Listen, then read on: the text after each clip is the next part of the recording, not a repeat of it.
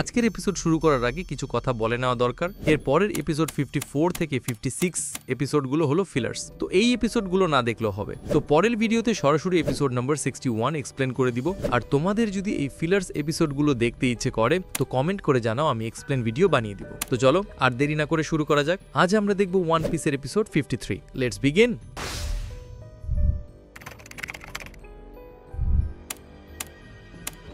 Episode শুরু হয় এক অদ্ভুত লোককে দিয়ে, যে ঝড়ের মধ্যে একটি নির্জন রাস্তা দিয়ে হেঁটে যাচ্ছিল আর জোরে জোরে হাসছিল। সে বলে, একজন পাইরেট হতেই পারো, আমার তরফ থেকে সম্পূর্ণ অনুমতি আছে। এটা বলে সে হাসতে হাসতে সেখান থেকে চলে যায়। অন্যদিকে লুফি আর তার বন্ধুরা মারিনদের সাথে লড়াই করছিল। লুফি চিৎকার করে বলে, দারুণ মজা আসছে। সানজি সমস্ত মারিনদের একাই সামলাচ্ছিল আর লুফির বন্ধুরা বাকিদের সাথে লড়াই করছিল। অ্যালভিদাকে একজন মারিন ধরার চেষ্টা করে, কিন্তু যেহেতু অ্যালভিডা একটি ডেভিল ফ্রুট খেয়েছে যা তার ত্বককে খুব স্মুথ করে দিয়েছে, তাই সেই মারিন অফিসারটি পিছলে পড়ে যায়। অ্যালভিদা তাকে আঘাত করে বলে, তোমরা আমাকে এভাবে হারাতে পারবে না। অন্যদিকে ক্যাপ্টেন বাগি চিৎকার করে বলে, ওই স্ট্র হ্যাটওয়ালাকে আমি ছাড়বো না, একবার হাতে পেয়ে নেই শুধু। সে তার ডেভিল ফ্রুটের শক্তি দিয়ে নিজের শরীরকে ছোট করে নেয় এবং একটি মোটর ও চাকার সাহায্যে নিজেকে একটি গাড়ির রূপ দেয়।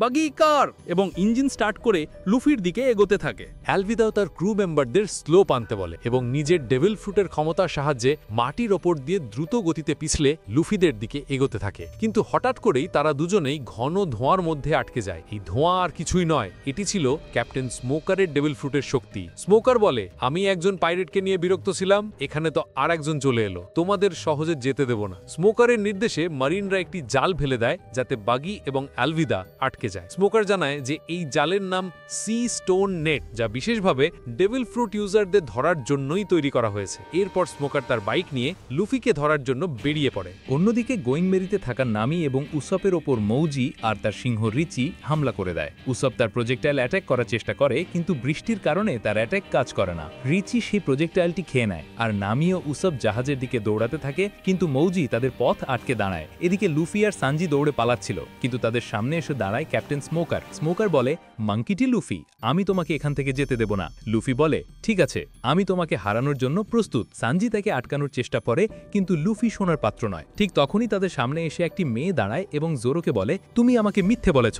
জোরো অবাক হয়ে যায়। মেয়েটি হলো মারিন অফিসার তাশিগি। সে জোরোর তলোয়ার কেড়ে নিতে চায়, কারণ তার মতে জোরোই তলোয়ারের যোগ্য নয়। জোরো তার সাথে লড়াই করতে চায় না, কিন্তু তাশিগি তার ওপর আক্রমণ করে। জোরো খুব সহজেই তাশিগিকে হারিয়ে দেয়, কিন্তু তার কোনো ক্ষতি করে না, কারণ তাশিগিকে দেখতে হুবহু তার ছোটবেলার বন্ধু কুইনার মতো, যে অনেক আগেই মারা গেছে। জোরো তাকে বলে, আমি তোমার সাথে লড়াই করতে চাই না, কারণ তুমি আমার ছোটবেলার বন্ধুর মতো দেখতে। অন্যদিকে লুফি আর স্মোকারের মধ্যে লড়াই শুরু হয়। লুফি স্মোকারকে পাঞ্চ মারার চেষ্টা করে, কিন্তু তার হাত স্মোকারের শরীরের মধ্যে দিয়ে চলে যায়, কারণ স্মোকারের শরীর ধোঁয়া দিয়ে তৈরি, তার ডেভিল ফ্রুটের কারণে। লুফি অবাক হয়ে যায় যে সে তাকে কিভাবে হারাবে। স্মোকার খুব সহজে লুফিকে ধরে ফেলে এবং তাকে মাটি পেয়ে আছাড় মারে। স্মোকার লুফিকে সেই ফাঁসি মঞ্চে নিয়ে আসে যেখানে গোল্ড রজারকে ফাঁসি দেওয়া হয়েছিল এবং বলে, তোমার পাইরেট কিং হওয়ার স্বপ্নটা আমার পছন্দ হয়েছে, কিন্তু তোমার আচরণ আমার একদম পছন্দ নয়। স্মোকার তার অস্ত্র বের করে লুফিকে শেষ করতে যায়, কিন্তু ঠিক তখনই একটি হাত এসে স্মোকারকে থামিয়ে দেয়। এই লোকটাই হলো সেই রহস্যময় ব্যক্তি যাকে আমরা এপিসোডের শুরুতে দেখেছিলাম। সে রেগে বলে, ওর গায়ে হাত দেবার সাহস তোমার কি করে হলো?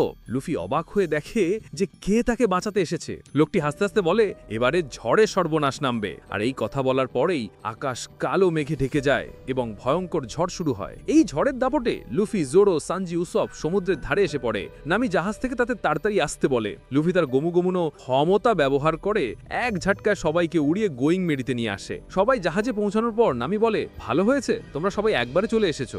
এদিকে স্মোকার অবাক হয়ে ভাবে, আজ থেকে 22 বছর আগে এই দিনেই গোল্ড রজার মারা গিয়েছিল, আর আজ মাঙ্কিডি লুফি এখান থেকে বেঁচে ফিরে গেল। যে লোকটি লুফিকে বাঁচিয়েছিল সে বলে, যা হওয়ার ছিল তাই হয়েছে। মারিনরা তাকে জিজ্ঞাসা করে, ড্রাগন, তুমি ওকে পালাতে সাহায্য করলে কেন?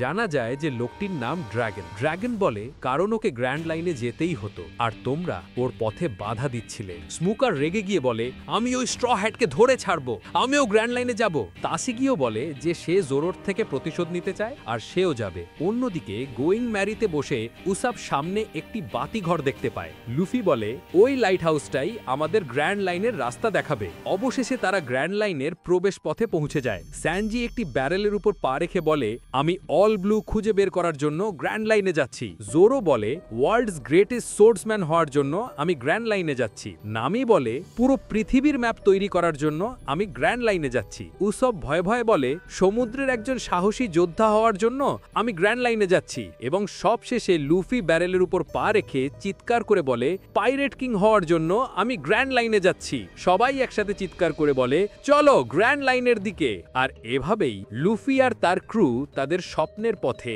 গ্র্যান্ড লাইনের দিকে এগিয়ে যায়। এই এপিসোড এখানেই শেষ হয়ে যায়। আনটিল দেন, দেখা হবে পরের ভিডিওতে। ততক্ষণ stay safe and stay tuned. আর হ্যাঁ, সাবস্ক্রাইব করতে ভুলবেন না। টাটা।